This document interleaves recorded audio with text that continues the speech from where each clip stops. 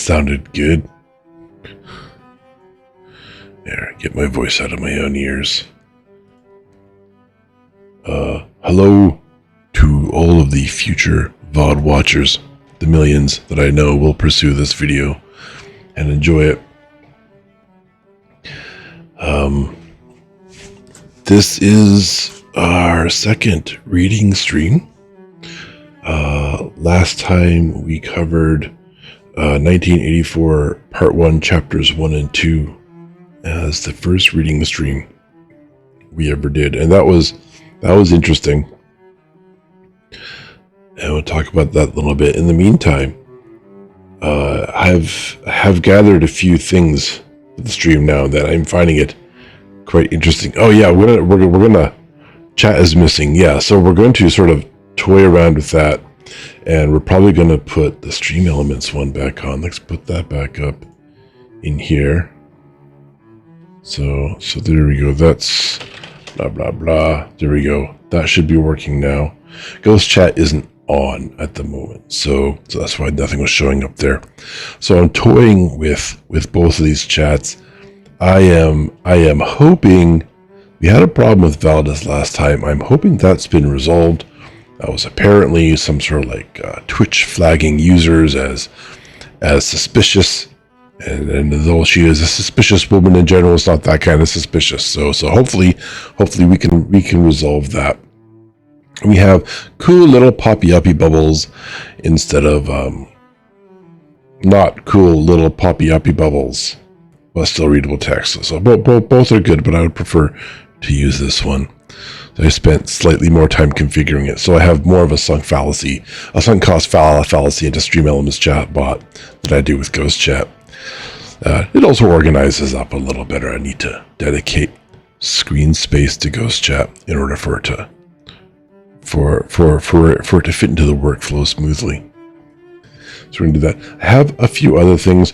The Stinger transition is new. The paper flippy book thing, really kind of cool. I'm excited about that. I wasn't sure if I was going to find one that was going to be sort of book related and page turning related.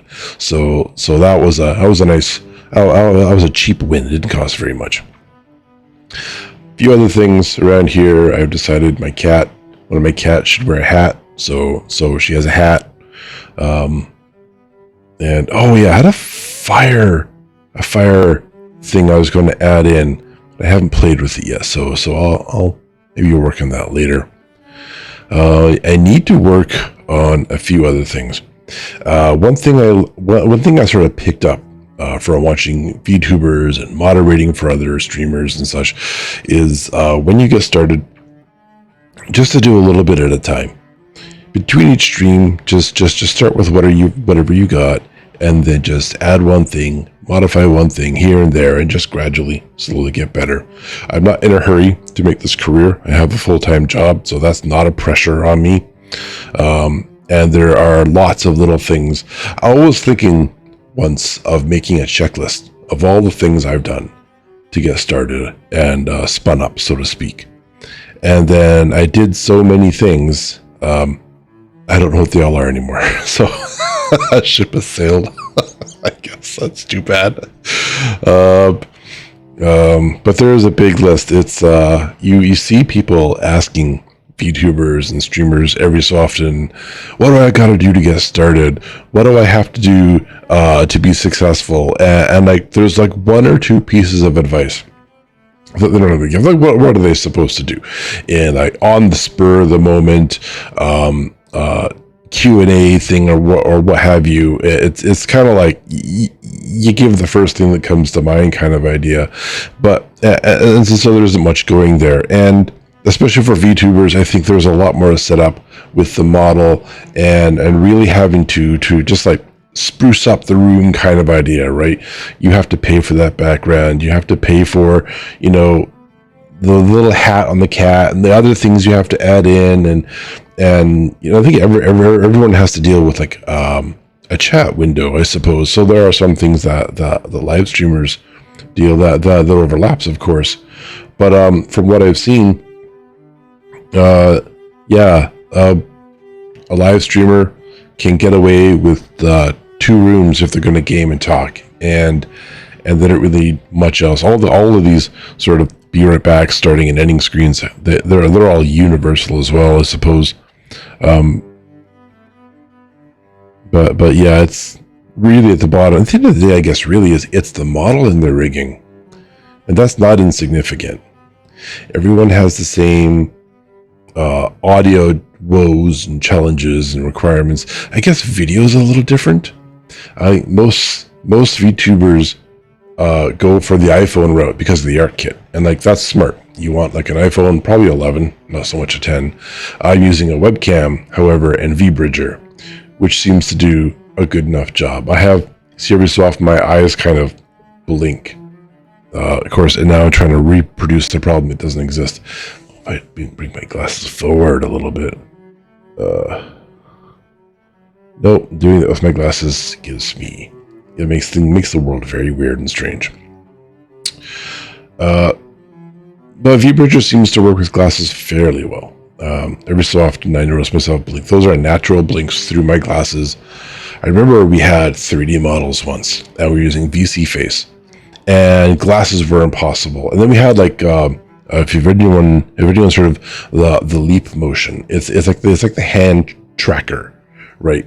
It's like the cheap way of doing hand tracking, and this beard, that's a real beard. I have a real beard, and you can't use it underneath the beard. The idea is that it's supposed to go on the chest, like basically around where your collarbones are, and yeah, it doesn't see through hair, so that didn't really work very well for me. There are other options now, not that I really intend to jump into that anytime soon, maybe in 10 years. Hopefully I'm still streaming in 10 years. Yeah. We will see. Maybe this will be my retirement plan. Maybe not. Yeah, I'll have the reflexes to play games. Or the eyes to read. Last time I tried starting with the paperback book, which apparently my wife Alana mentioned it was like International Day of Paperbacks or something. It was the day of the paperback. Yeah, virtual grandpa is right. Hopefully not quite there just yet. The white of my beard, that's just toothpaste that dribbles out in the morning when I'm brushing my teeth. Yeah, paperback book day. So it was a happy coincidence that I started reading with a paperback, but the lighting was very challenging, and the orientation of where my desk is compared to the light in the room, even with I have a ring light to the left, which I don't really need to use normally, but even that really didn't help very much. There were a lot of shadows on the book. The book is a bit old, so the paper is actually a little yellowed, and the text is what it is. So I had challenges reading chapter 1 there, and we switched over to the PDF version that I'm going to use now for chapter 2. That I'm going to use now for chapter 3, but we read chapter 2 out of that last time. Yeah. I am considering, it feels like last Wednesday was a terribly, terribly long time ago. I kind of feel like I have a better understanding of why streamers tend to go more than 2 streams a week. It's a little addictive. I have a kitty cat roaming around. Hello, Gwen. What you doing? Hey, you gonna jump on my shoulders with your claws out when I least expect it? Yeah. Yeah, I get squinty eyes, so that means everything's okay. More like squinty eyes is like, don't worry about it. Don't stress over it. Hi, Gwen. Oh, they're so cute. Where was I? What was I talking about? A danger of kitty cats. Morris stream. Thank you. I like that. Literally had no. It was not paying rent. It was not living rent free in my head. It paid rent, but it got kicked out. More streams is I might add another reading stream. Otherwise, it's going to be 70 years before I get through the book if I'm reading 2 chapters a night. And we'll see where we'll see where we go. I am still sort of training the voice to speak for long periods of time, even with sipping of the waters. But these reading streams, yeah, they're definitely more as one might expect, more challenging to the vocal cords than the gaming screen. The gaming screams, yes. The gaming streams. Yeah, reading tonight is looking good. Reading today, so yeah, we're gonna do really well. Yep. Okay. We should get into that. I do have what I think is a cool reading room. We're gonna flip over to that. If I can find the right... No, it doesn't look like I have it on my stream deck, so we're going to go over here. The reading stream. Flippity. There, see, now this is the paperback. This is the paperback I bought. It's a little big, but the text is the perfect size. Bring this a little over here. Yeah. Now I have to also visually make stream elements visible on this screen as well. There. Blah test. There we go. We have text. This is. I also put the poster of the original cover art up in the background. You still have kitty vision. Like, what do you mean kitty vision? I could be bigger. Oh, I see. Yeah, you're right. I could be bigger. Let's toy with that. I have to go over here to do that.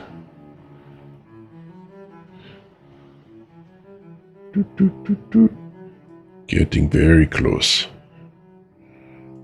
There we go. I don't want to break through the ceiling. And the book. Make the book larger. I got the newest version. It's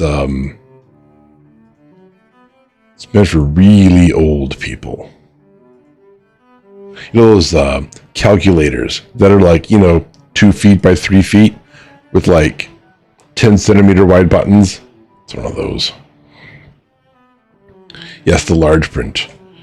Still Verdana though, so it's designed for reading at a distance. Like that. I use that for a lot of the thumbnails and stuff that I started building. So that's been another thing I've been having a lot of fun with, toying around in GIMP with graphics for thumbnails and stuff. It's quite I wonder how long it'll be before that gets exhausting to deal with. I'm sure at some point it will be. All right. Awesome. Is the sound still good? This is originally this scene was duplicated from the talking scene, but I haven't tested the volume for the music with respect to the voice. It's still good? All right, as one might expect. Cool. All right, I want to push and pull things around a little bit.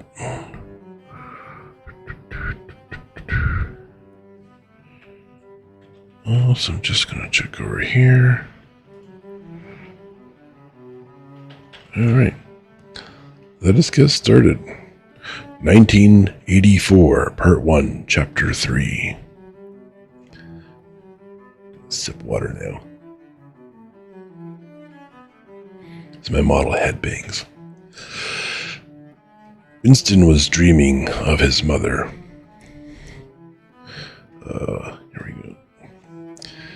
He must, he thought, have been 10 or 11 years old when his mother had disappeared.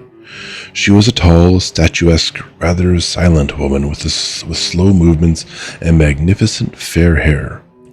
His father he remembered more vaguely as dark and thin. Dressed always in neat, dark clothes, Winston remembered especially the very thin soles of his father's shoes, and wearing spectacles. The two of them must evidently have been swallowed up in one of the first great purges of the 50s.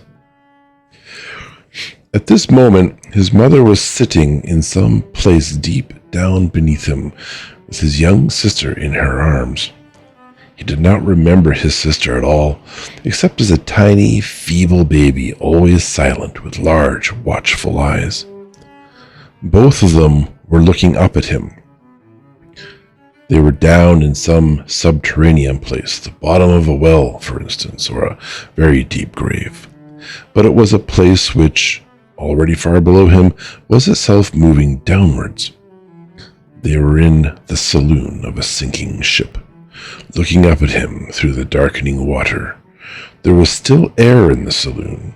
They could still see him and he them, but all the while they were sinking down into the green waters, which in another moment must hide them from sight forever. He was out in the light and air while they were being sucked down to death. They were down there because he was up here. He knew it, and they knew it, and he could see the knowledge in their faces.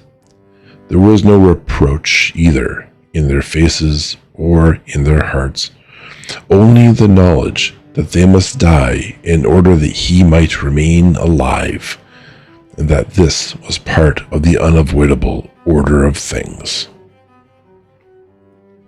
He could not remember what had happened, but he knew in his dream that in some way the lives of his mother and his sister had been sacrificed to his own.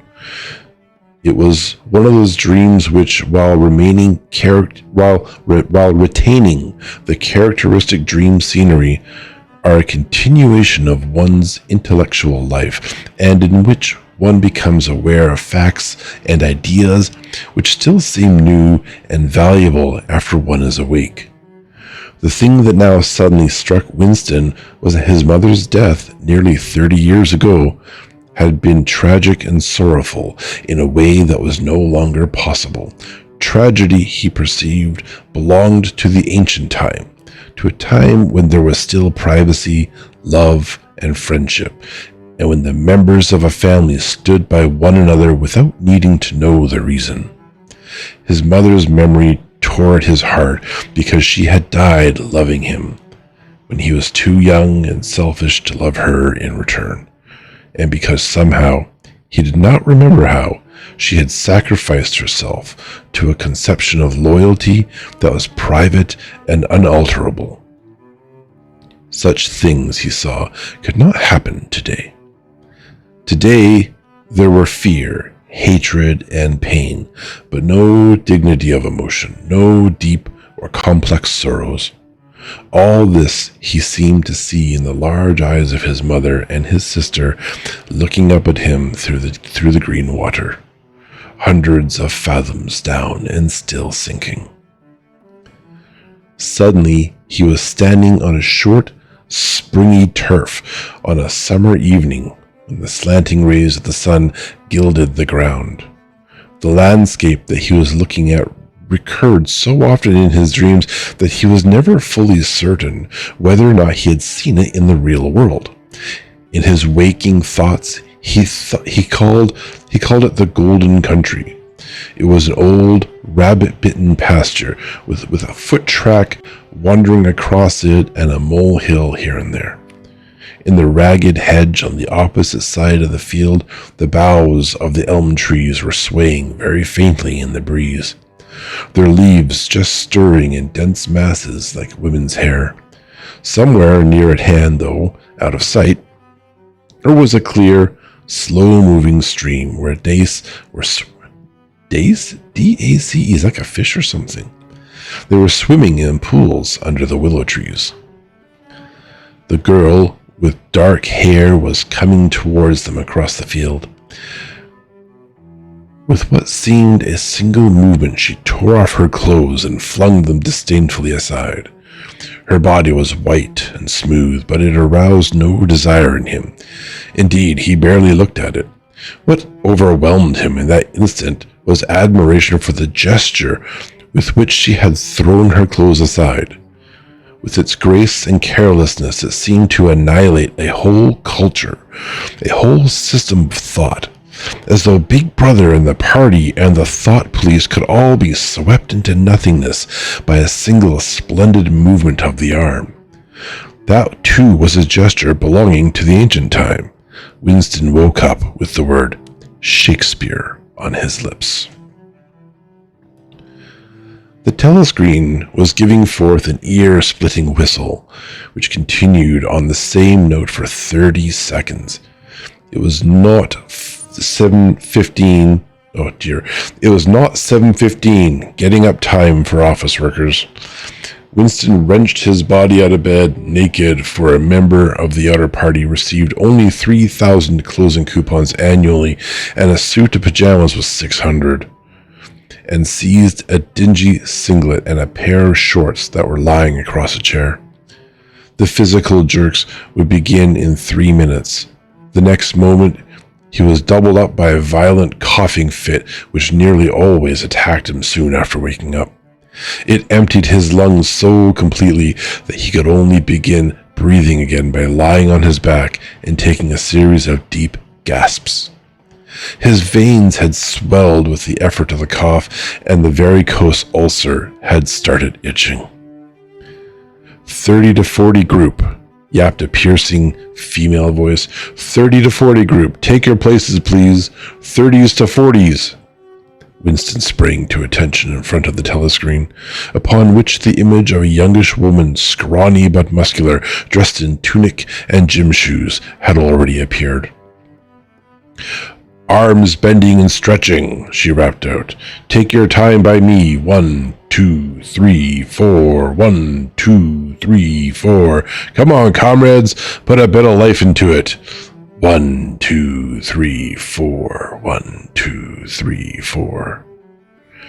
The pain of the coughing fit had not quite driven out Winston's mind to the impression made by... Let me start that paragraph again.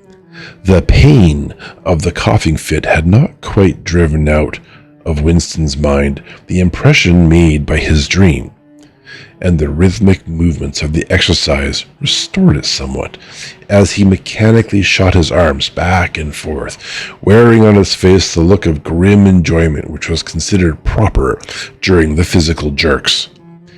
He was struggling to think his way backward into the dim period of his early childhood. It was extraordinarily difficult.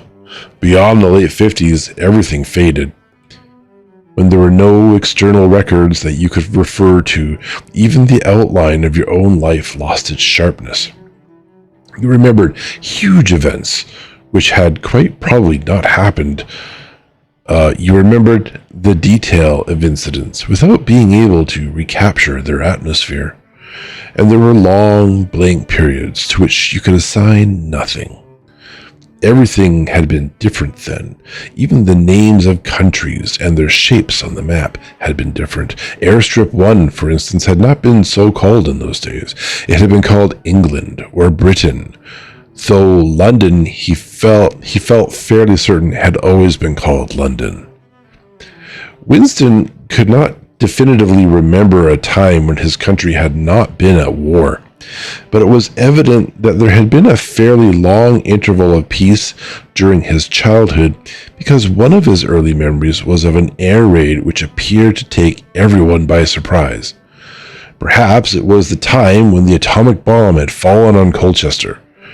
He did not remember the raid itself, but he did remember his father's hand clutching his own as they hurried down into some place deep in the earth, round and round in a spiral staircase which rang under his feet, and which finally so wearied his legs that he began whimpering, and they had to stop and rest.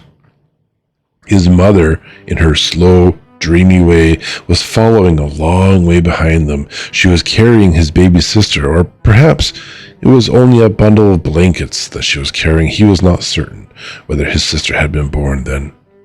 Finally, they had emerged into a noisy, crowded place which he had realized to be a tube station. There were people sitting all over the stone-flagged floor, and other people, packed tightly together, were sitting on metal bunks, one above the other. Winston and his mother and father found themselves a place on the floor, and near them an old man and an old woman were sitting side by side on a bunk. The old man had on a decent dark suit and a black cloth cap pushed back from the very white hair. His face was scarlet and his eyes were blue and full of tears. He reeked of gin. It seemed to breathe out of his skin in place of sweat, and one could have fancied that the tears welling from his eyes were pure gin. But though slightly drunk, he was also suffering under some grief that was genuine and unbearable. In his childish way, Winston grasped that some terrible thing, something that was beyond forgiveness and could never be remedied, had just happened. It also seemed to him that he knew what it was. Someone whom the old man loved, a little granddaughter perhaps, had been killed. Every few minutes, the old man kept repeating, "We didn't ought to have trusted him. I said so. Ma, didn't I? That's what comes of trusting him. I said so all along. We didn't ought to have trusted the buggers." But which buggers they didn't ought to have trusted, Winston could not now remember. Since about that time, war had been literally continuous. Though strictly speaking, it had not always been the same war. For several months during his childhood, there had been confused street fighting in London itself, some of which he remembered vividly. But to trace out the history of the whole period, to say who was fighting whom at any given moment, would have been utterly impossible, since no written record and no spoken word ever made mention of any other alignment than the existing one. At this moment, for example, in 1984, if it was 1984, Oceania was at war with Eurasia and in alliance with Eastasia. In no public or private utterance was it ever admitted that the three powers had at any time been grouped along different lines. Actually, as Winston well knew, it was only 4 years since Oceania had been at war with Eastasia and in alliance with Eurasia, I guess. But that was merely a piece of furtive knowledge which he happened to possess because his memory was not satisfactorily under control. Officially, the change of partners had never happened. Oceania was at war with Eurasia. Therefore, Oceania had always been at war with Eurasia. The enemy, Eurasia, the enemy of the moment always represented absolute evil, and it followed that any past or future agreement with him was impossible.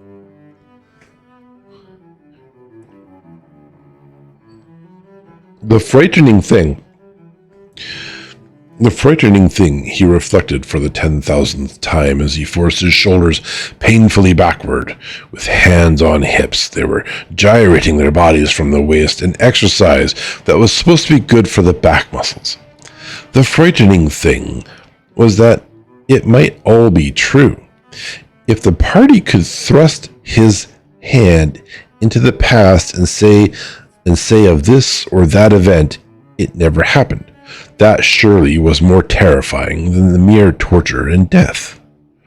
The party said that Oceania had never been in alliance with Eurasia. He, Winston Smith, knew that Oceania had been in alliance with Eurasia as short a time as 4 years ago. But where did that knowledge exist? Only in his own consciousness, which in any case must soon be annihilated. If all others accepted the lie which the party imposed, if all records told the same tale, then the lie passed into history and became truth. Who controls the past? Ran the party slogan. Controls the future. Who controls the present controls the past. And yet the past, though of its nature alterable, never had been altered. Whatever was true now was true from everlasting to everlasting. It was quite simple. All that was needed was an unending series of victories over your own memory. Reality control, they called it in Newspeak, doublethink. Stand easy, barked the instructions, a little more genially. Winston sank his arms to the side and slowly refilled his lungs with air.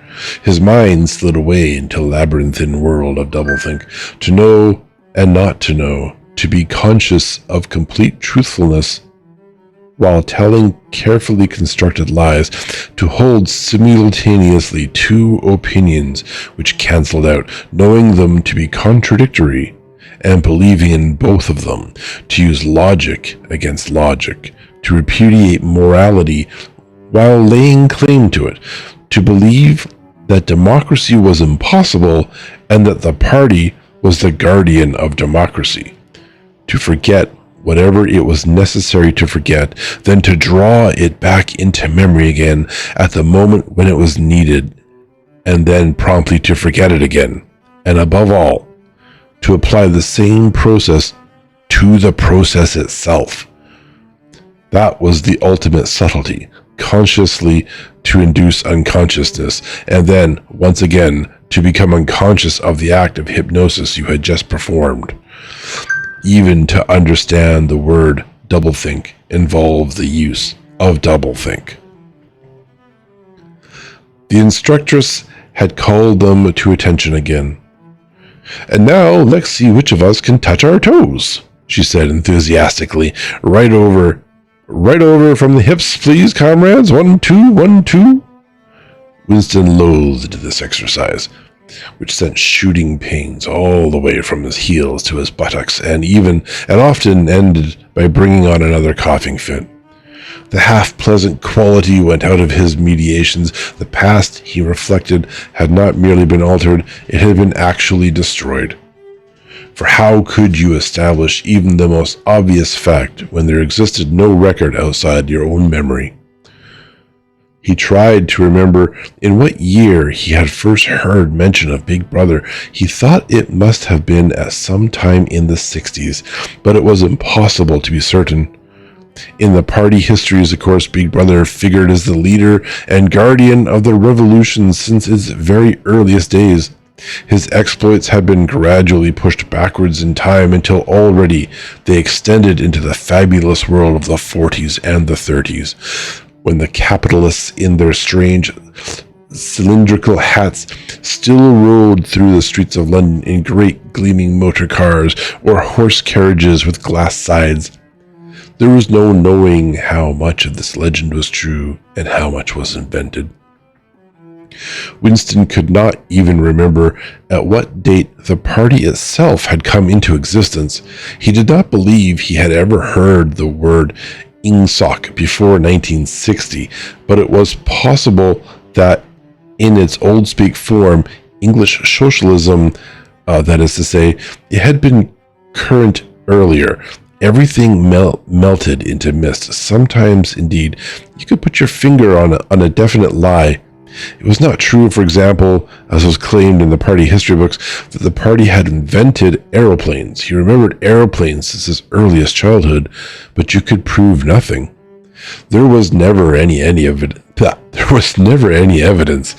Just once in his whole life, he had held in his hands unmistakable documentary proof of the falsification of a historical fact, and on that occasion, "Smith!" screamed the shrewish voice from the telescreen. 6079 Smith W. Yes, you. Bend lower, please. You can do better than that. You're not trying. Lower, please. That's better, comrade. Now stand at ease, the whole squad, and watch me. Now stand at ease, the whole squad, and watch me. A sudden hot sweat had broken out all over Winston's body. His face remained completely inscrutable, never show dismay, never show resentment. A single flicker of the eyes could give you away. He stood watching while the instructress raised her arms above her head and, one could not say gracefully, but with a remarkable neatness and efficiency, bent over and tucked the first joint of her fingers under her toes. There, comrades. That's how I want to see you doing it. Watch me again. I'm 39 and I've had 4 children. Now look. She bent over again. You see my knees aren't bent. You can all do it if you want to. She added as she straightened herself up. Anyone under 45 is perfectly capable of touching his toes. We don't all have the privilege of fighting in the front line, but at least we can all keep fit. Remember our boys on the Malabar front and the sailors in the floating fortresses? Just think what they have to put up with. Now try again. That's better, comrade, that's much better, she added encouragingly as Winston, with a violent lunge, succeeded in touching his toes with his knees unbent for the first time in several years. I can agree, yes. Now that I am not 45 anymore, I'm glad I no longer required to touch my toes. That's challenging, yes. That is chapter 3. Oh, crack the knee. Give some water. All right. Chapter 4. With a deep, unconscious sigh, which not even the nearness of the telescreen could prevent him from uttering when his day's work started, Winston pulled the speak right towards him, blew the dust from its mouthpiece, and put on his spectacles. Then he unrolled and clipped together 4 small cylinders of paper, which had already flopped out of the pneumatic tube on the right-hand side of his desk. In the walls of the cubicle there were 3 orifices. To the right of the speakwrite, a small pneumatic tube for written messages. To the left, a larger one for newspapers. And in the side wall within easy reach of Winston's arm, a large oblong slit protected by a wire grating.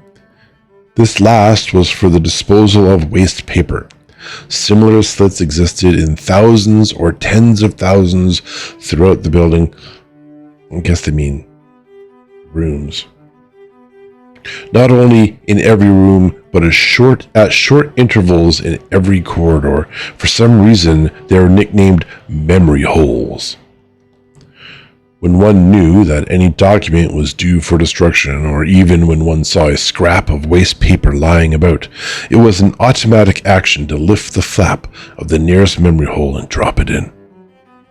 Whereupon it would be whirled away on a current of warm air to the enormous furnaces, which were hidden somewhere in the recesses of the building. Winston examined the 4 slips of paper which had unrolled. Each contained a message of only 1 or 2 lines in the abbreviated jargon, not actually newspeak, but consisting largely of newspeak words, which was used in the ministry for internal purposes. They ran Times 17.3.84 BB Speech Malreported Africa Rectify. Times 19.12.83 Forecast 3 YP 4th quarter 83 misprints verify current issue. Times 14.2.84 Mini Plenty Malquoted Chocolate Rectify. Times 3.12.83 Reporting BB Day Order. Jesus, double plus Sungood. That's one word. Double plus Sungood. Refs unpersons. Rewrite full wise upsub anti-filing. Anti-filling. With a faint feeling of satisfaction, Winston laid the 4th message aside. It was an intricate and responsible job and had better be dealt with last. The other 3 were routine matters, though the second one would probably mean some tedious wading through lists of figures. Winston dialed back numbers on the telescreen and called for the appropriate issues of the Times, which slid out of the pneumatic tube after only a few minutes' delay. The messages he had received referred to articles or news items, which, for one reason or another, it was thought necessary to alter, or, as the official phrase had it, to rectify. For example, it appeared that the Times of the 17th of March that Big Brother, in his speech of the previous day, had predicted that the South Indian Front would remain quiet, but that a Eurasian offensive would shortly be launched in North Africa. As it happened, the Eurasian Higher Command had launched its offensive in South India and left North Africa alone. It was therefore necessary to rewrite a paragraph of Big Brother's speech in such a way as to make him predict the thing that had actually happened.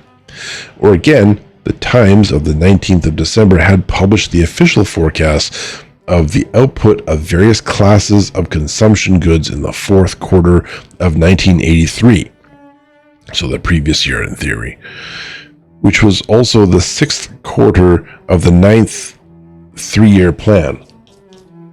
Today's issue contained a statement of the actual output, from which it appeared that the forecasts were in every instance grossly wrong. Winston's job was to rectify the original figures by making them agree with the later ones. As for the third message, it referred to a very simple error which could be set right in a couple of minutes. As short a time ago as February, the Ministry of Plenty had issued a promise, a categorical pledge, were the official words, that there would be no reduction of the chocolate ration during 1984. Actually, as Winston was aware, the chocolate ration was to be reduced from 30 grams to 20 at the end of the present week. All that was needed was to substitute for the original promise a warning that it would probably be necessary to reduce the ration at some time in April. As soon as Winston had dealt with each of the messages, he clipped his written corrections to the appropriate copy of the Times and pushed them into the pneumatic tube. Then, with a movement which was as nearly as possible unconscious, he crumpled up the original message and any notes that he himself had made and dropped them into the memory hole to be devoured by the flames. What happened in the unseen labyrinth to which the pneumatic tubes led, he did not know in detail, but he did know in general terms. As soon as all the corrections which happened to be necessary in any particular number of the times that had been assembled and collated, that number would be reprinted, the original copy destroyed, and the corrected copy placed on the files in its stead. This process of continuous alteration was applied not only to newspapers, but to books, periodicals, pamphlets, posters, leaflets, films, soundtracks, cartoons, photographs, to every kind of literature or documentation which might conceivably hold any political or ideological significance. Day by day, and almost minute by minute, the past was brought up to date. In this way, every prediction made by the party could be shown by documentary evidence to have been correct. Nor was any item of news or any expression of opinion which conflicted with the needs of the moment ever allowed to remain on record. All history was a palimpsest. A palimpsest? A palimpsest. Oh dear. Scraped clean and reinscribed exactly as often as was necessary. In no case would it have been possible, once the deed was done, to prove that any falsification had taken place. The largest section of the records department, far larger than the one on which Winston worked, consisted simply of persons whose duty it was to track down and collect all copies of books, newspapers, and other documents which had been superseded and were due for destruction. Palimpsest? Do you know the word? It's Palimpsest. There's an extra S in there. Sest. Palimpsest. I hate English. Alright. I'm assuming that's English. I don't know. That could be newspeak. I've never heard of that word before. A number of the times which might, because of changes in political alignment or mistaken prophecies uttered by Big Brother, have been rewritten a dozen times, still stood on the files bearing its original date, and no other copy existed to contradict it. Books also were recalled and rewritten again and again. They were invariably reissued without any admission that any alteration had been made. Even the written instructions which Winston received, and which he invariably got rid of as soon as he had dealt with them, never stated or implied that an act of forgery was to be committed. Always the reference was to slips, errors, misprints, or misquotations, which it was necessary to put right in the interests of accuracy. Was paper would be reused, but you could still see the hint of the original text. Oh, okay. So reused paper that kind of didn't get erased properly.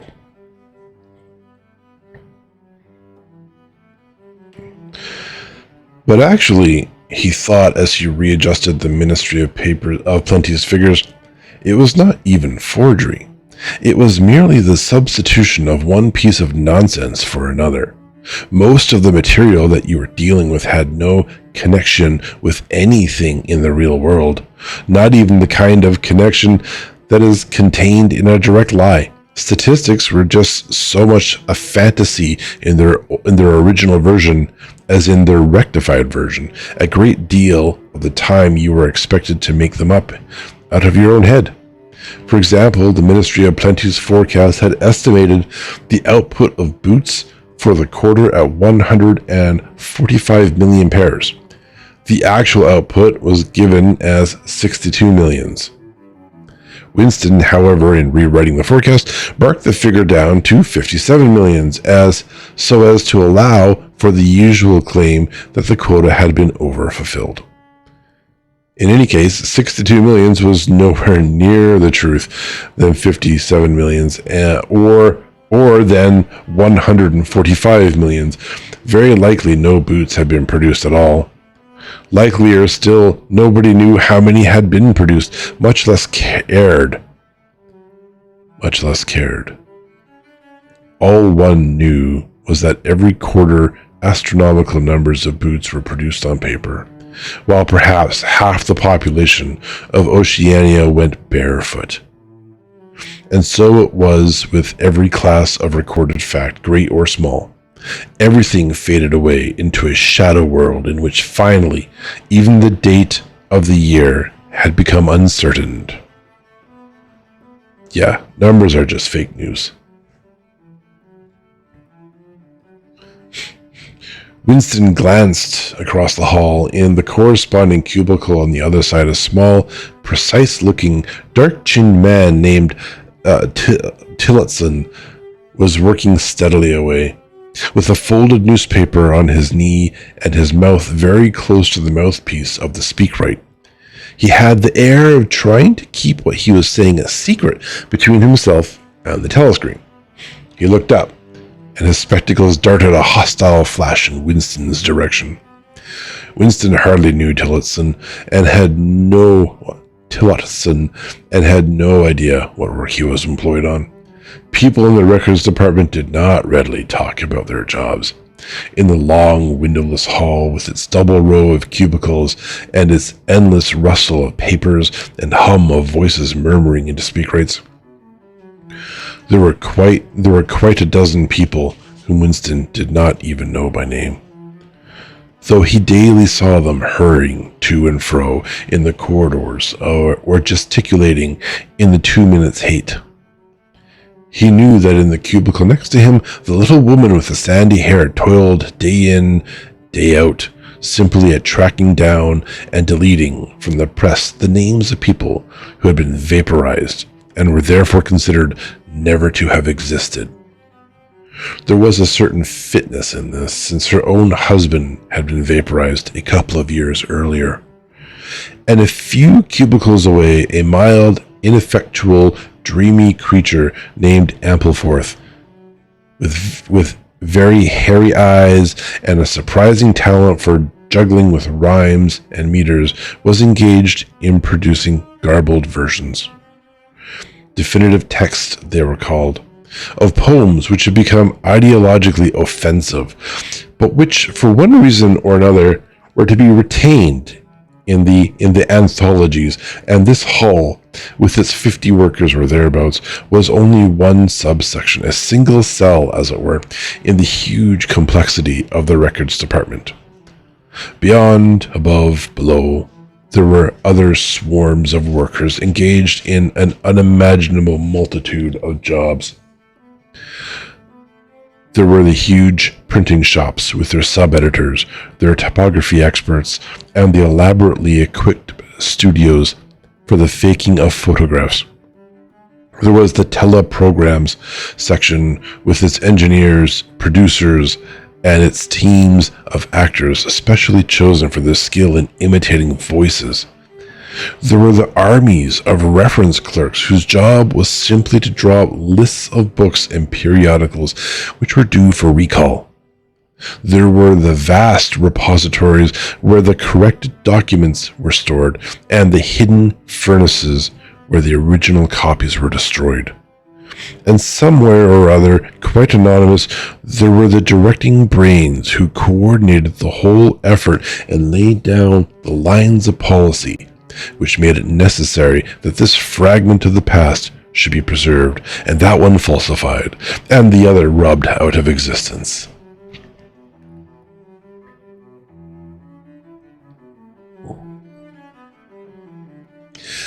And the records department, after all, was itself only a single branch of the Ministry of Truth, whose primary job was not to reconstruct the past, but to supply the citizens of Oceania with newspapers, films, textbooks, telescreen programs, plays, novels, with every conceivable kind of information, instruction, or entertainment, from a statue to a slogan, from a lyric poem to a biological treatise, from a child's spelling book to a newspeak dictionary.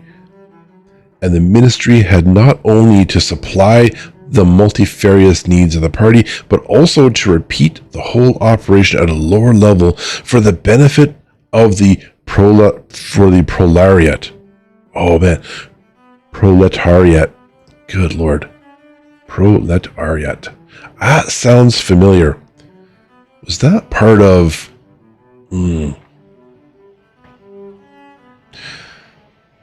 I think I tried to read up something about Marxism on Wikipedia like, a month ago or so now, because I'm not 100% clear on what that all entitles and means. Proletariat. I hope I don't have to say that again. I seem to remember it coming from that. The working class. Why can't they just say the working class? This book has a lot of big words. I mean, I'll give it that. All right. Operation at a lower level for the benefit of the working class.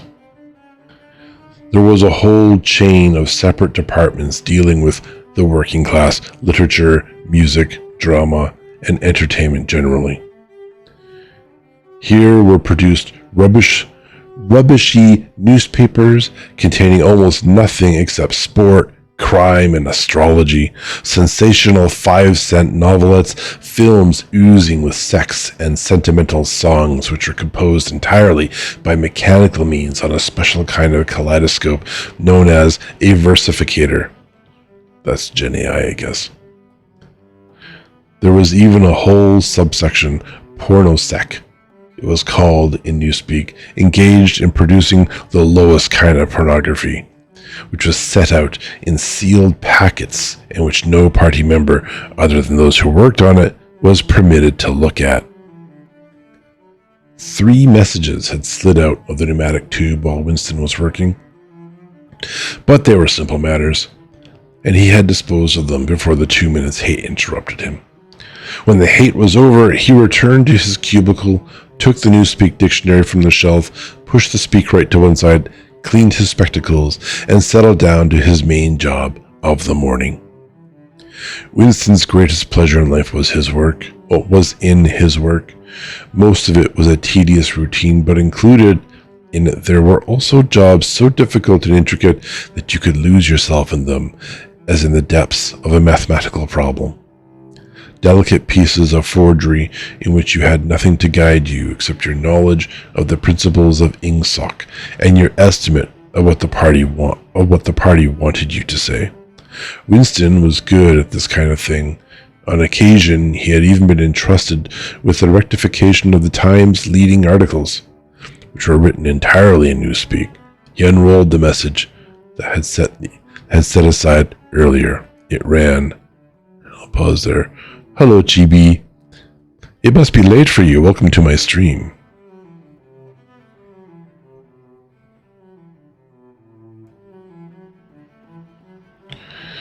What time is it over there? Get my phone. It's 2 a.m. Holy cow, brother. Are you are having a party? Is that what you're doing?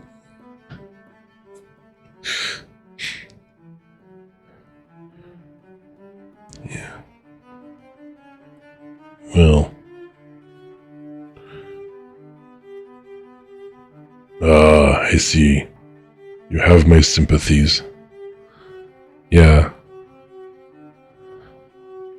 Yeah, by all means, please relax. Listen to me continue to muddle some words as I read through the rest of this. I don't know where the emote is. That's not my fault. Subscribe. You can't even subscribe, never mind. Oh.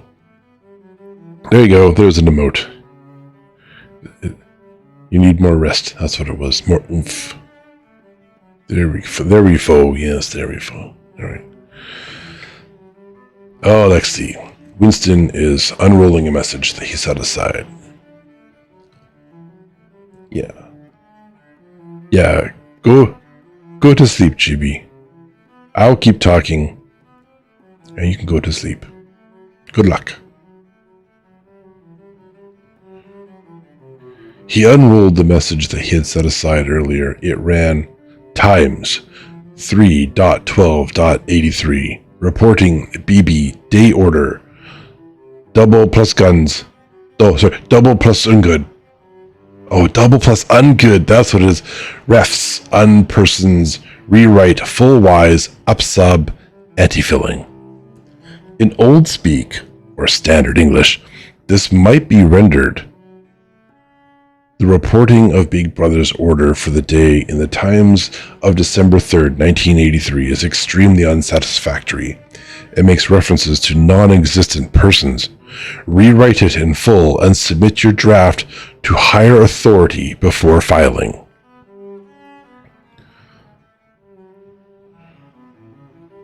The reporting of Big Brother's order for the day in the Times of December 3rd, 1983 is extremely... I literally just read that. I'm doing well, Chibi, thank you, except I'm rereading words.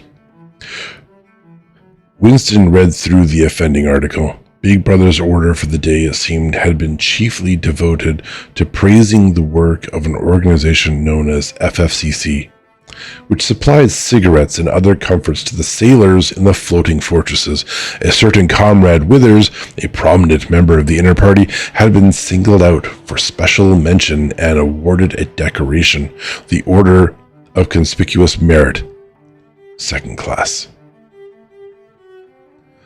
3 months later, FFCC had suddenly been dissolved with no reasons given.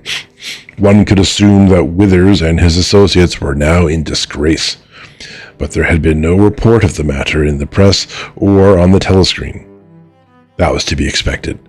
Since it was unusual for political offenders to be put on trial or even publicly denounced, the great purges involving thousands of people with public trials of traitors and thought crimes who made abject confession of their crimes and were afterwards executed were special showpieces, not occurring oftener than once in a couple of years. More commonly, people who had incurred the displeasure of the party simply disappeared and were never heard of again. One never had the smallest clue as to what had happened to them. In some cases, they might not even be dead. Perhaps 30 people personally known to Winston, not counting his parents, had disappeared at one time or another. Winston stroked his nose gently with a paperclip. In the cubicle across the way, Comrade Tillotson was still crouching secretively over his speakwrite. He raised his head for a moment. Again, the hostile spectacle flash. Winston wondered whether Comrade Tillotson was engaged on the same job as himself. It was perfectly possible. So tricky a piece of work could never be entrusted to a single person. On the other hand, to turn it over to a committee would be to admit openly that an act of fabrication was taking place. Very unlikely, as many as a dozen people were now working away on rival versions of what Big Brother had actually said, and presently some master brain in the inner party would select this version or that, would re-edit it and set in motion the complex processes of cross-referencing that would be required, and then the chosen lie would pass into his permanent records and become truth. Winston did not know why Withers had been disgraced. Perhaps it was for corruption or incompetence. Perhaps Big Brother was merely getting rid of a too popular subordinate. Perhaps Withers, or someone close to him, had been suspected of heretical tendencies. Or perhaps, what was likeliest of all, the thing had simply happened because purges and vaporizations were a necessary part of the mechanics of government. The only real clue lay in the words refs unpersons, which indicated that Withers was already dead. You could not invariably assume this to be the case when people were arrested. Sometimes they were released and allowed to remain at liberty for as much as a year or 2 years before being executed. Very occasionally, some person whom you had believed dead long since would make a ghostly reappearance at some public trial where he would implicate hundreds of others by his testimony before vanishing, this time forever. Withers, however, was already an unperson. He did not exist. He had never existed. Winston decided that it would not be enough simply to reverse the tendency of Big Brother's speech. It was better to make it deal with something totally unconnected with its original subject.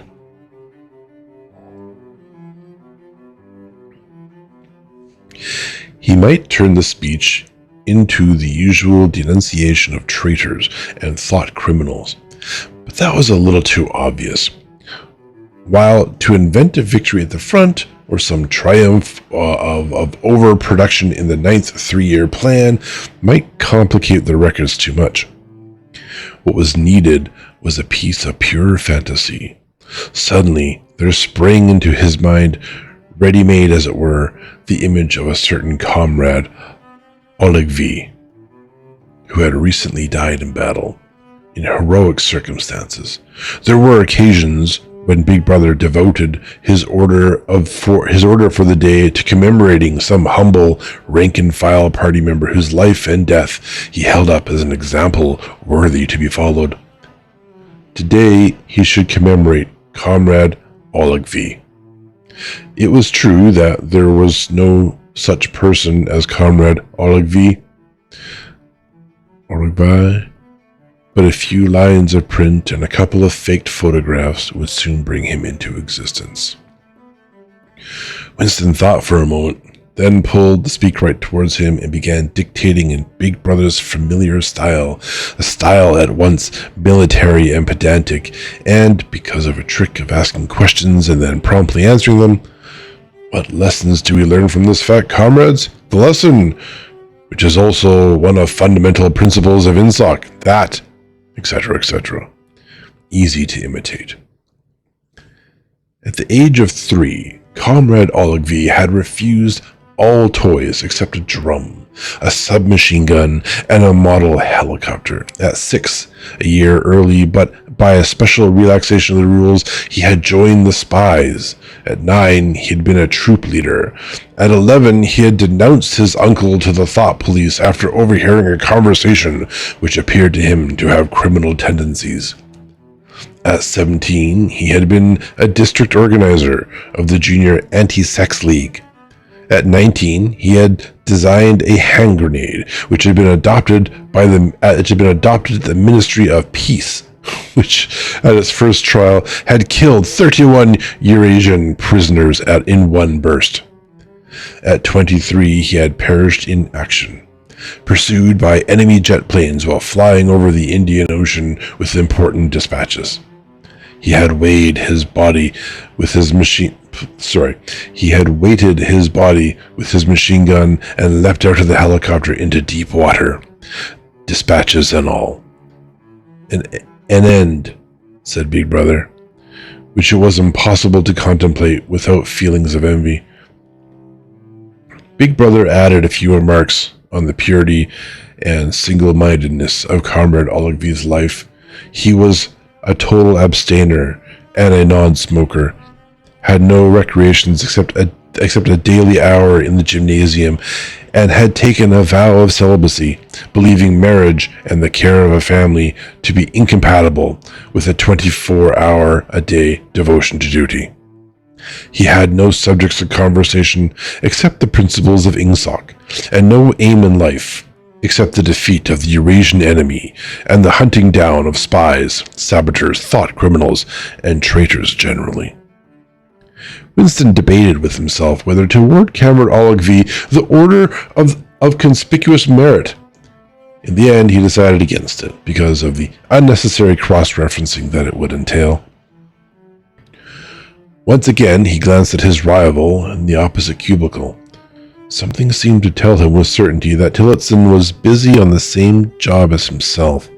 There was no way of knowing whose job would finally be adopted, but he felt a profound conviction that it would be his own. Comrade Ologvy, unimagined an hour ago, was now a fact. It struck him as curious that you could create dead men, but not living ones. Comrade Ologvy, who had never existed in the present, now existed in the past. And when once the act of forgery was forgotten, he would exist just as authentically and upon the same evidence as Charlemagne, or Julius Caesar. Charlemagne. Yeah, that is not being pronounced correctly. I am a horrible person. As chapter 4, we're going much faster than we did last time. Charlemagne. Yeah, Charlemagne. That's right.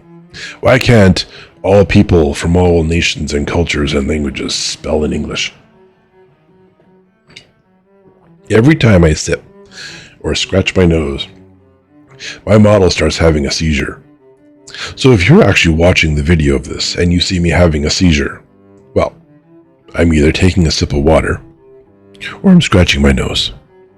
And now I have a kitty cat interested in my water. Hey, Gwen. Hey. Are you gonna go sit in the basket? Good girl. Good girl. Up you go. This is when we need a cat cam. You could turn the cat cam on now if I had one. I have to figure that out somehow. Alright. Chapter 5. In the low-ceilinged canteen, deep underground, the lunch queue jerked slowly forward. The room was already very full and deafeningly noisy.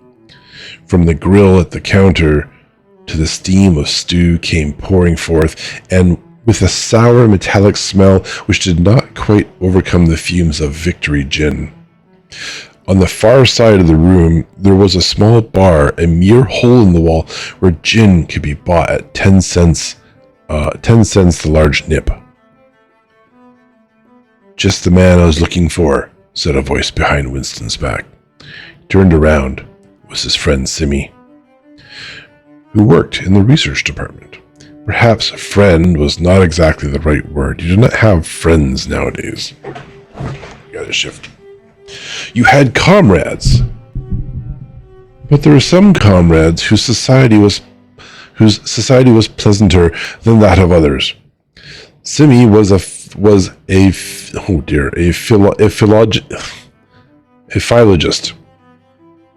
a specialist in Newspeak. Indeed, he was one of the enormous team of experts now engaged in compiling the 11th edition of the Newspeak dictionary. He was a tiny creature, smaller than Winston, with dark hair and large, protuberant eyes, at once mournful and derisive, which seemed to search your face closely while he was speaking to you. I wanted to ask you whether you got any razor blades, he said. Not one, said Winston with a sort of guilty haste. I tried all over the place. They don't exist any longer. Everyone kept asking you for razor blades. Actually, he had 2 unused ones, which he was hoarding up. There had been a famine for them for months. At any given moment, there was some necessary article which the party shops were unable to supply. Sometimes it was buttons, sometimes it was darning wool, sometimes it was shoelaces. At present it was razor blades. You could only get hold of them, if at all, by scrounging more or less furtively on the free market. I've been using the same blade for 6 weeks, he added untruthfully. The queue gave another jerk forward as they halted. He turned and faced Simi again. Each of them took a greasy metal tray from a pile at the end of the counter. Did you go and see the prisoners hanged yesterday? Said Simi. I was working, said Winston indifferently. I shall see it on the flicks, I suppose. A very inadequate substitute, said Simi. His mocking eyes roved over Winston's face. I know you, the eyes seemed to say. I see through you. I know very well why you didn't go to see the prisoners hanged. In an intellectual way, Simi was venomously orthodox. He would talk with a disagreeable, gloating satisfaction of helicopter raids on enemy villages and trials and confessions of thought criminals. The executions in the cellars of the Ministry of Love. Talking to him was largely a matter of getting him away from such subjects and entangling him, if possible, in the technicalities of newspeak, in which he was authoritative and interesting. Winston turned his head a little aside to avoid the scrutiny of the large dark eyes. It was a good hanging, said Simi reminiscently. I think it spoils it when they tie their feet together. I like to see them kicking, and above all, at the end, the tongue sticking right out, and blue, a quite bright blue. That's the detail that appeals to me. Next, please, yelled the white-aproned prole with the ladle. Winston and Simi pushed their trays beneath the grill. Onto each was dumped swiftly the regulation lunch, a metal pannikin of pinkish gray stew, a hunk of bread, a cube of cheese, a mug of milkless Victory coffee, and one saccharine tablet. Saccharine? There's a table over there under that telescreen, said Simi. Let's pick up a gin on the way. The gin was served out to them in handless china mugs. They threaded their way across the crowded room and unpacked their trays onto the metal-topped table. On one corner... Oh, it's sugar. This 1 cube of sugar? Dang. That's a bitter coffee, I guess.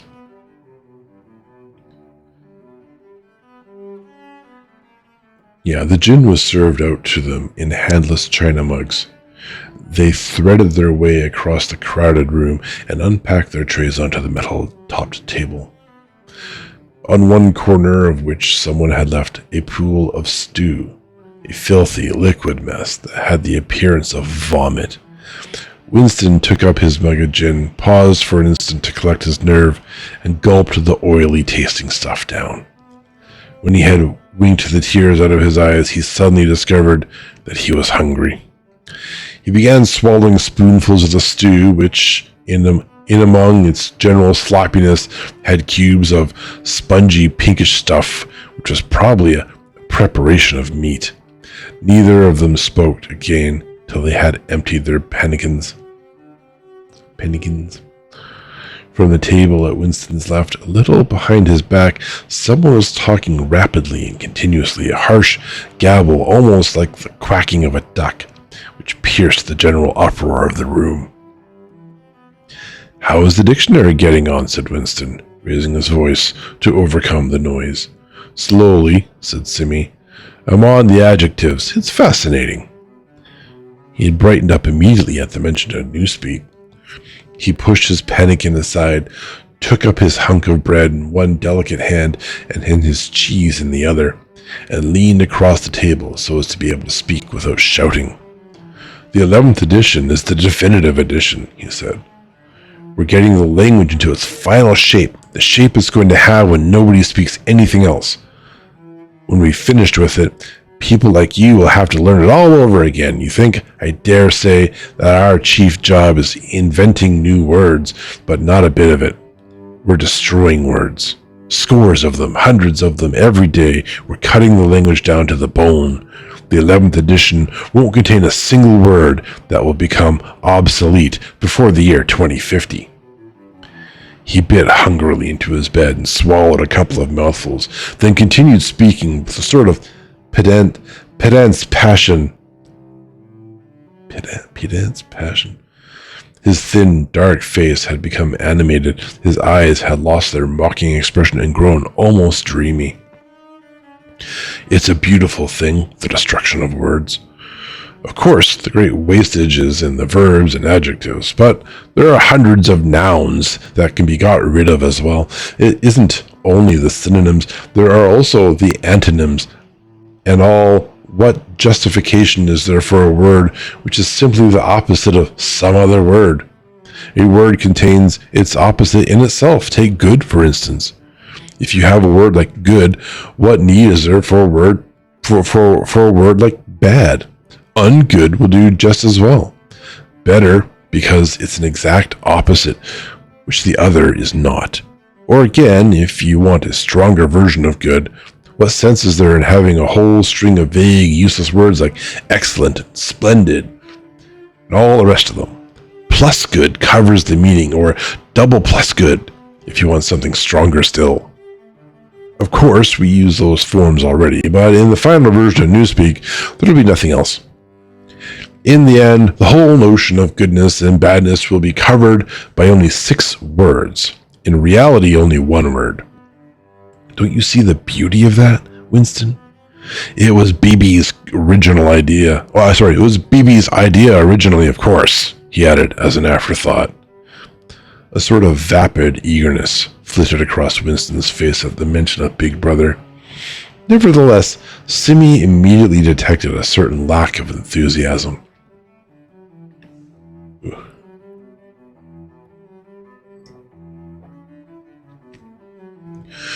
"You haven't a real appreciation of Newspeak, Winston," he said almost sadly.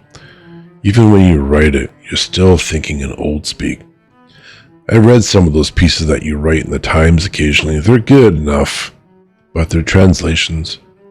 In your heart, you'd prefer to stick to old speak, with all its vagueness and its useless shades of meaning. You don't grasp the beauty of the destruction of words. You know that Newspeak is the only language in the world whose vocabulary gets smaller every year." Winston did know that, of course. He smiled, sympathetically he hoped, not trusting himself to speak. Simi bit off another fragment of the dark-colored bread, chewed it briefly, and went on. "Don't you see that the whole aim of Newspeak is to narrow the range of thought?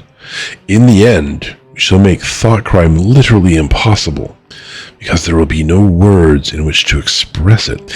Every concept that can ever be needed will be expressed by exactly 1 word, with its meaning rigidly defined and all its subsidiary meanings rubbed out and forgotten. Already in the 11th edition, we're not far from that point, but the process will still be continuing long after you and I are dead.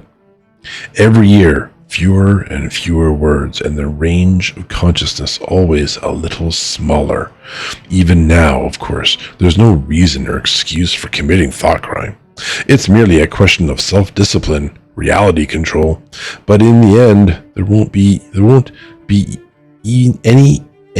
any need even for that. The revolution will be complete when the language is perfect. Newspeak is Insoc, and Insoc is Newspeak," he added with a sort of mystical satisfaction. "Has it ever occurred to you, Winston, that by the year 2050, at the very latest, not a single human will be alive who could understand such a conversation as we are having now? Except, began Winston doubtfully, and he stopped. It had been on the tip of his tongue to say, except the proles. But he checked himself, not feeling fully certain that the remark was not in some way unorthodox. Simi, however, had divined what he was about to say. The proles are not human beings, he said carelessly. By 2050, earlier probably, all real knowledge of Old Speak will have disappeared. The whole literature of the past will have been destroyed. Chaucer, Shakespeare, Milton, Byron, they'll exist only in Newspeak versions, not merely changed into something different, but actually changed into something contradictory of what they used to be. Even the literature of the party will change. Even the slogans will change. How could you have a slogan like "freedom is slavery" when the concept of freedom has been abolished? The whole climate of thought will be different. In fact, there will be no thought as we understand it now. Orthodoxy means not thinking, not needing to think. Orthodoxy is unconsciousness. One of these days, thought Winston, with sudden deep conviction, Simi will be vaporized. He's too intelligent. He sees too clearly and speaks too plainly. The party does not like such people. One day he will disappear. It is written in his face.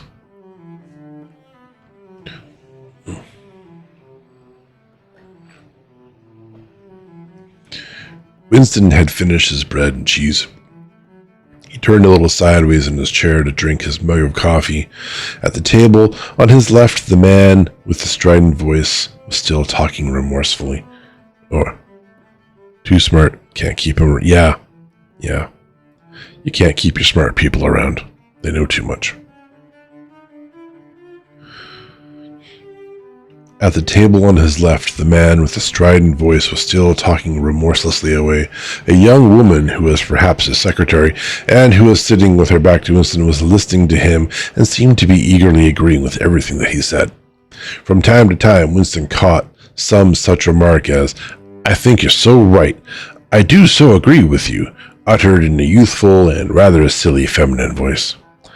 The other voice never stopped for an instant, even when the girl was speaking.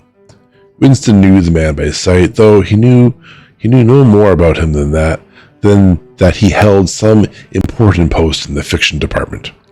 He was a man of about 30, with a muscular throat and a large, mobile mouth. His head was thrown back a little, and because of the angle at which he was sitting, his spectacles caught the light and presented to Winston two blank discs instead of eyes. What was slightly horrible was that from the stream of sound that poured out of his mouth, it was almost impossible to distinguish a single word. Just once Winston caught a phrase, "complete and final elimination of Goldsteinism," jerked out very rapidly and, as it seemed, all in one piece, like a line of typecast solid. For the rest, it was just a noise, a quack, quack, cracking, and yet, though you could not actually hear what the man was saying, you could not be in any doubt about his general nature. He might be denouncing Goldstein and demanding sterner measures against thought criminals and saboteurs. He might be fulminating against the atrocities of the Eurasian army. He might be praising Big Brother or the heroes on the Malabar front. It made no difference. Whatever it was, you could be certain that every word was pure orthodoxy, pure in ingsoc.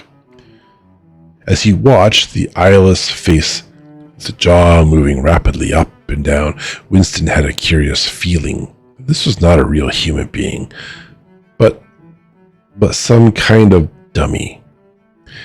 It was not the man's brain that was speaking, it was his larynx. The stuff that was coming out of him consisted of words, but it was not speech in the true sense. It was a noise uttered in unconsciousness, like the quacking of a duck. Simi had fallen silent for a moment, and with the handle of his spoon was tracing patterns in the puddle of stew. The voice from the other table quacked rapidly on, easily audible in spite of the surrounding din. "There is a word in Newspeak," said Simi. "I don't know whether you know it. Duck speak, to quack like a duck, is one of those interesting words that have two contradictory meanings. Applied to an opponent, it is abuse. Applied to someone you agree with, it is praise." Unquestionably, Simi will be vaporized.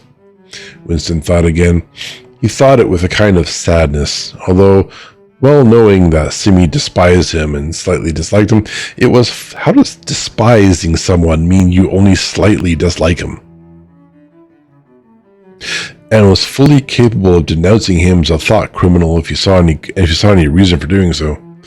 There was something subtly wrong with Simi. There was something that he lacked: discretion, aloofness, a sort of saving stupidity. You could not say that he was unorthodox. He believed in the principles of Ingsoc. He venerated Big Brother. He rejoiced over victories. He hated heretics, not merely with sincerity, but with a sort of restless zeal and up-to-dateness of information, which the ordinary party member did not approach. Yet a faint air of disreputability always clung to him. He said things that would have been better unsaid. He had read too many books. He frequented the Chestnut Tree Cafe, haunt of painters and musicians. There was no law, not even an unwritten law, against frequenting the Chestnut Tree Cafe, yet the place was somehow ill-omened. The old, discredited leaders of the party had been used to gather there before they were finally purged. Goldstein himself, it was said, had sometimes been seen there, years and decades ago. Simi's fate was not difficult to foresee. And yet it was a fact that if Simi grasped, even for 3 seconds, the nature of Winston's secret opinions, he would betray him instantly to the thought police. So would anybody else, for that matter. But Simi, more than most, zeal was not enough. Orthodoxy was unconsciousness. Simi looked up. "Here comes Parsons," he said. Something in the tone of his voice seemed to add, "That bloody fool, Parsons." Winston's fellow tenant at Victory Mansions was in fact threading his way across the room. A tubby, middle-sized man with fair hair and a frog-like face. At 35, he was already putting on rolls of fat at neck and waistline, but his movements were brisk and boyish. His whole appearance was that of a little boy grown large, so much so that, although he was wearing the regulation overalls, it was almost impossible not to think of him as being dressed in the blue shorts, gray shirt, and red neckerchief of the spies.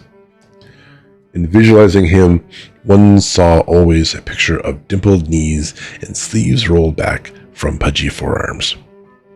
Parsons did, indeed, invariably revert to shorts when a community hike or any other physical activity gave him an excuse for doing so.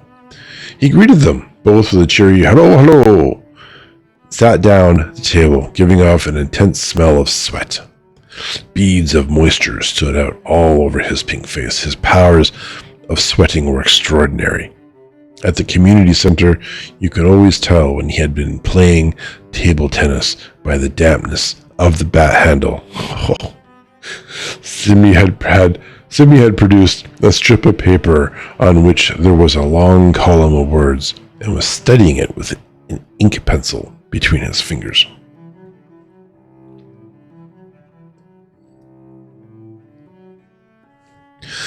"Look at him working away in the lunch hour," said Parsons, nudging Winston. "Keenness, eh? What's that you've got there, old boy? Something a bit too brainy for me, I expect. Smith, old boy, I'll tell you why I'm chasing you. It's that sub you forgot to give me." "Which sub is that?" said Winston, automatically feeling for money. About a quarter of one's salary had to be earmarked for voluntary subscriptions, which were so numerous that it was difficult to keep track of them. "For Hate Week, you know, the House by House Fund. I'm treasurer for our block. We're making an all-out effort to put on a tremendous show, I tell you. It won't be my fault if Old Victory Mansions doesn't have the biggest outfit of flags on the whole street. $2 you promised me. Yeah. Please subscribe and hate. Yes. Oh, God, it really is. So, confirmed, subscriptions are evil. All right. Winston found and handed over 2 creased and filthy notes, which Parsons entered in a small notebook in the neat handwriting of the illiterate. By the way, old boy, he said, I hear that little beggar of mine let fly at you with his catapult yesterday. I gave him a good dressing down for it. In fact, I told him I'd take the catapult away if he does it again. I think he was a little upset at not going to the execution, said Winston. Ah, well, what I mean to say shows the right spirit, doesn't it? Mischievous little beggars they are, both of them, but talk about keenness. All they think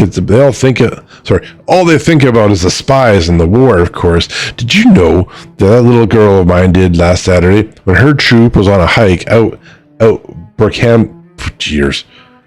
Berkhamsted way?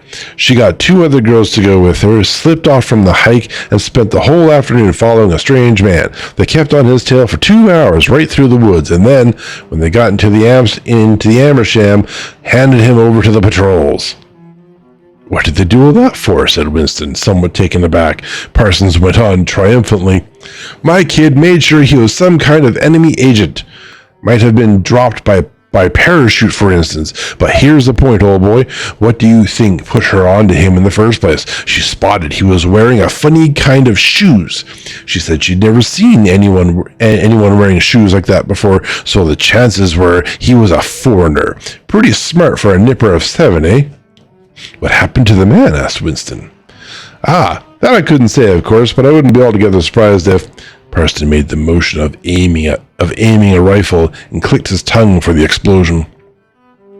Good, said Simmy abstractedly, without looking up from his strip of paper.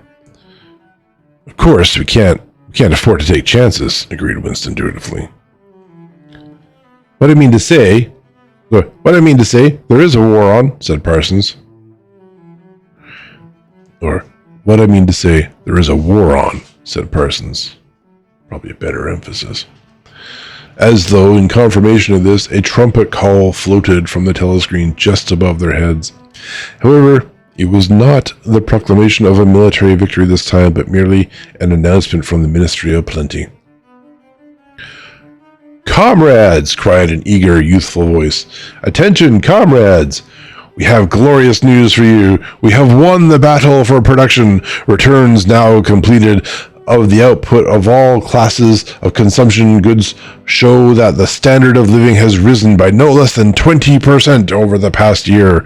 All over Oceania this morning, there were irrepressible, spontaneous demonstrations where workers marched out of factories and offices and paraded through the streets with banners voicing their gratitude to Big Brother for the new, happy life which his wise leadership has bestowed upon us. Here are some of the completed figures. Foodstuffs. The praise our new happy life recurred several times. God, doesn't that sound familiar? It had been a favorite of late with the Ministry of Plenty.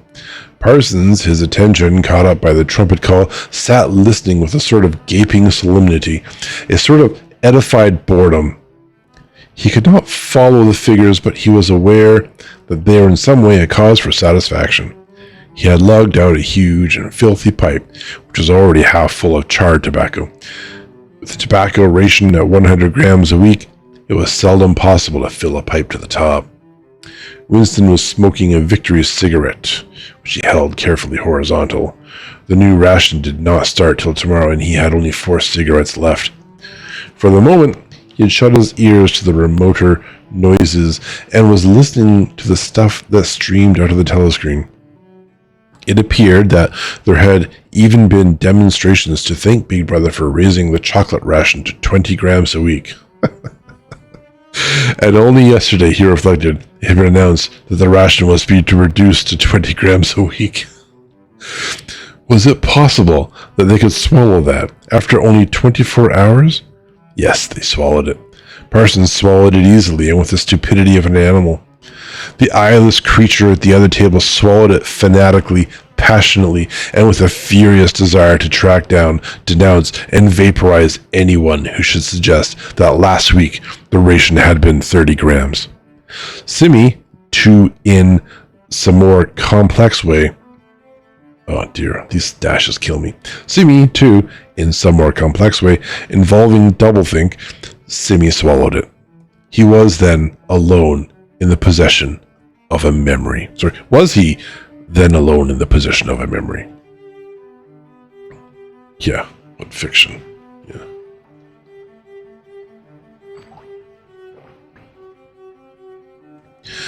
The fabulous statistics continue to pour out of the telescreen.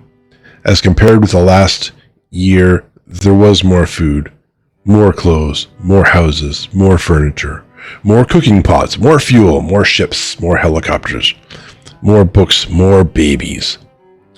More of everything except disease, crime, and insanity. Year by year, minute by minute, every book and everything was whizzing rapidly upwards. As Simi had done earlier, Winston had taken up his spoon and was dabbing it in the pale-colored gravy that dribbled across the table, drawing a long streak of it out into a pattern. He meditated resentfully on the physical texture of life. Had it always been like this? Had food always tasted like this? He looked around the canteen, a low-ceilinged, crowded room, its walls grimy from the contact of innumerable bodies, battered metal tables and chairs, placed so close together that you sat with elbows touching, bent spoons, dented trays, coarse white mugs, all surfaces greasy. Grime in every crack, and a sourish composite smell of bad gin, bad coffee, and metallic stew, and dirty clothes. Always in your stomach and in your skin there was a sort of protest, a feeling that you had been cheated of something that you had a right to. It was true that he had no memories of anything greatly different. In any time that he could accurately remember, there had never been quite enough to eat. One had never had socks or underclothes that were not full of holes. Furniture had always been battered and rickety, rooms underheated, tube trains crowded, houses falling to pieces, bread dark-colored, tea a rarity, coffee filthy tasting, cigarettes insufficient, nothing cheap and plentiful except synthetic gin. And though of course it grew worse as one's body aged, it was not a sign that this was not the natural order of things. It was if one's heart sickened at the discomfort and dirt and scarcity, the interminable winters, the stickiness of one's socks, the lifts that never worked, the cold water, the gritty soap, the cigarettes that came to pieces, the food with its strange evil tastes. Why should one feel it to be intolerable unless one had some kind of ancestral memory that things had once been different? He looked round the canteen again. Nearly everyone was ugly, and would still have been ugly even if dressed otherwise than in the uniform blue overalls. On the far side of the room, sitting at a table alone, a small, curiously beetle-like man was drinking a cup of coffee, his little eyes darting suspicious glances from side to side. How easy it was, thought Winston, if you did not look about you, to believe that the physical type set upon by the party as an ideal, tall, muscular youths and deep-bosomed maidens, blonde-haired, vital, sunburnt, carefree, existed, and even predominated. Actually, so far as he could judge, the majority of people in Airstrip 1 were small, dark, and ill-favored. It was curious how that beetle-like type proliferated in the ministries. Little dumpy men, growing stout very early in life, with short legs, swift scuttling movements, and fat inscrutable faces with very small eyes. It was the type that seemed to flourish best under the dominion of the party. The announcement from the Ministry of Plenty ended on another trumpet call and gave way to tinny music. Parsons, stirred to vague enthusiasm by the bombardment of figures, took his pipe out of his mouth. "The Ministry of Plenty's certainly done a good job this year," he said with a knowing shake of his head. "By the way, Smith, old boy, I suppose you haven't got any razor blades you can let me have?" "Not one," said Winston. "I've been using the same blade for 6 weeks myself." "Oh, well, just thought I'd ask you, old boy." "Sorry," said Winston. The quacking voice from the next table, temporarily silenced during the ministry's announcement, had started up again, as loud as ever. For some reason, Winston suddenly found himself thinking of Mrs. Parsons, with her wispy hair and the dust in the creases of her face. Within 2 years, those children would be denouncing her to the thought police. Mrs. Parsons would be vaporized. Simmy would be vaporized. Winston would be vaporized. O'Brien would be vaporized. Parsons, on the other hand, would never be vaporized. The eyeless creature with the quacking voice would never be vaporized. The little beetle-like man who scuttles so nimbly through the labyrinthine corridors of the ministries, they too would never be vaporized. And the girl with dark hair, the girl from the fiction department, she would never be vaporized either. It seemed to him that he knew instinctively who would survive and who would perish.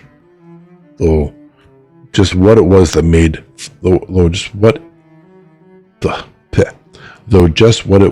made for survival, it was not easy to say. At this moment, he was dragged off of his reverie with a violent jerk. The girl at the next table had turned partly around and was looking at him. It was the girl with the dark hair. She was looking at him in a sidelong way, but with curious intensity. The instant she caught his eyes, she looked away again.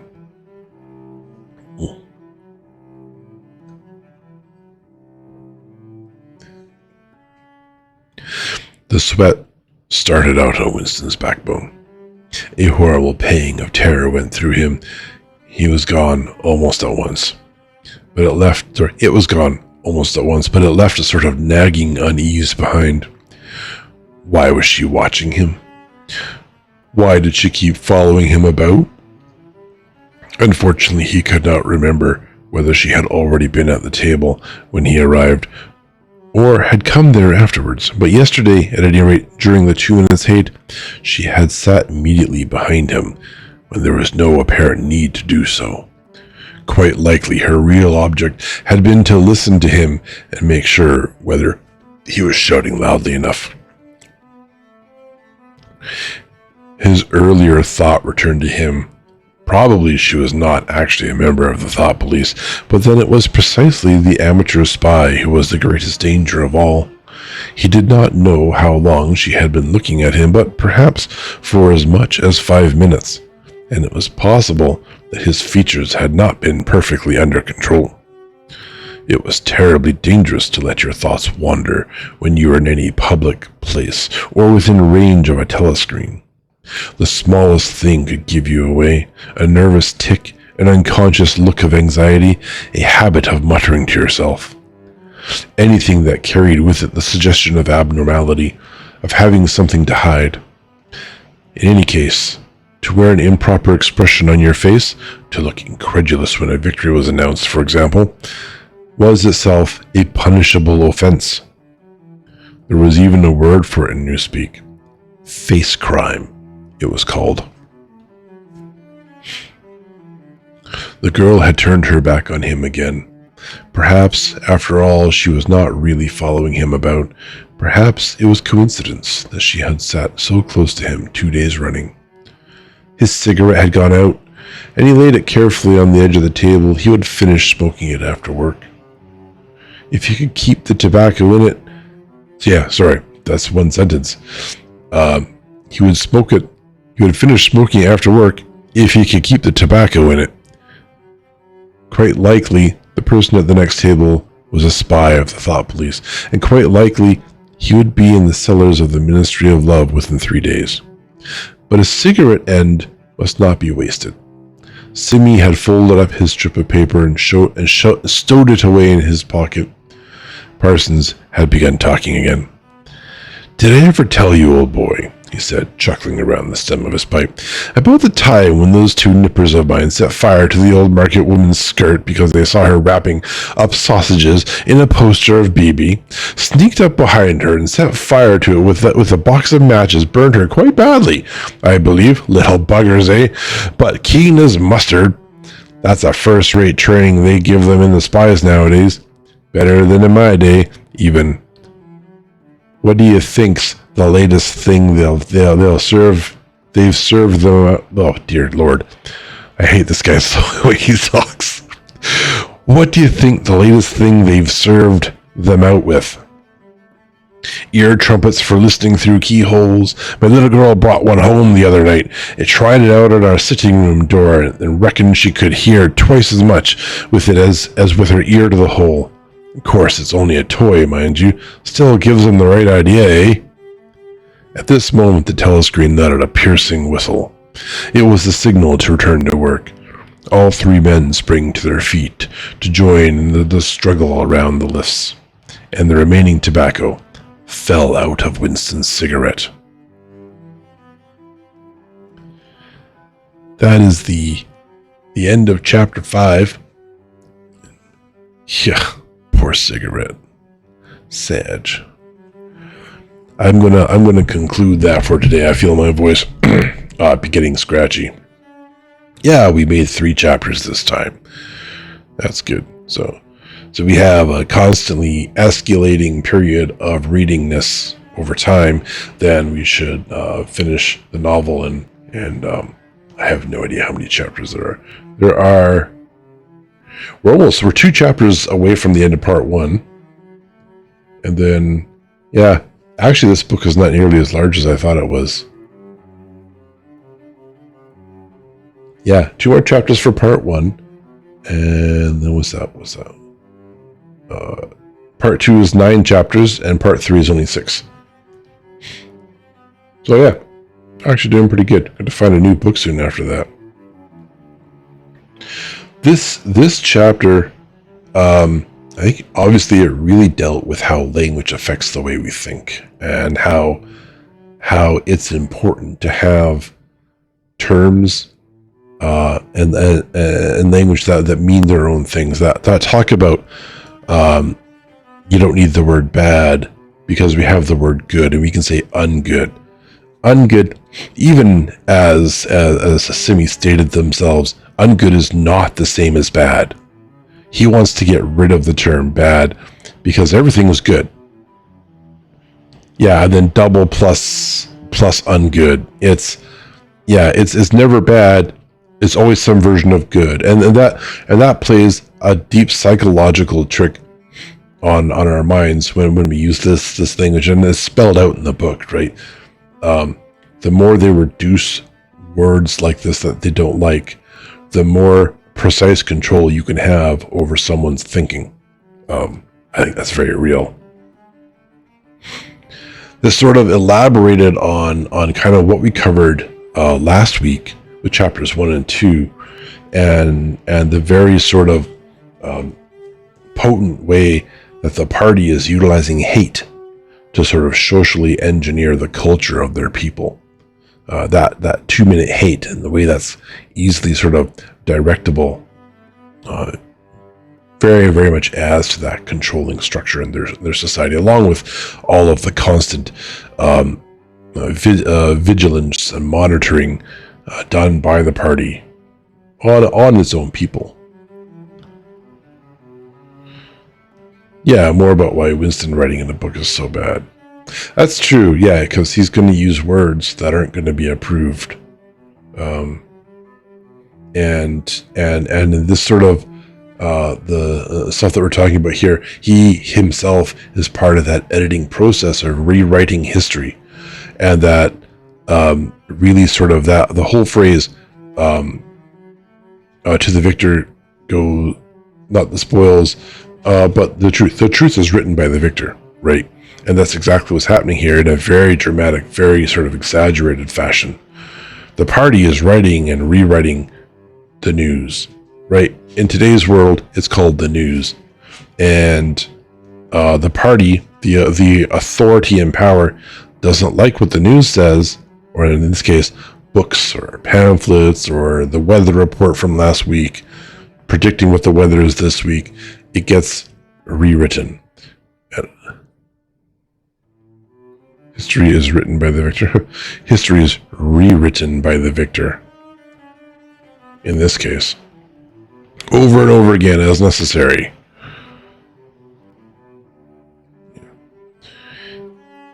Anyhow,